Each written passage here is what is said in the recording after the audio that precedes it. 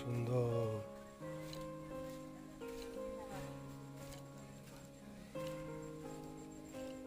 এটা মাটির বাড়ি।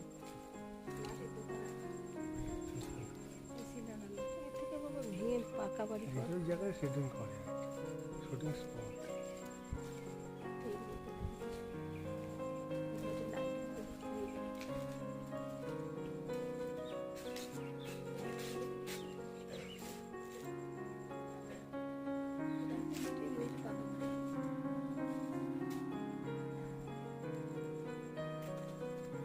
নমস্কার বন্ধুরা, আজ আমি আপনাদের একটা জায়গা নিয়ে এসেছি। দেখুন এই জায়গাটা, এটা আপনাদেরকে নিশ্চয়ই পরিচিত, আপনারা হয়তো এখানে এসে থাকতে পারেন।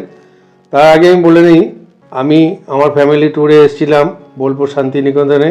সেখান থেকে অনেক জায়গায় ঘোরাঘুরি করার পরে আমরা গিয়েছিলাম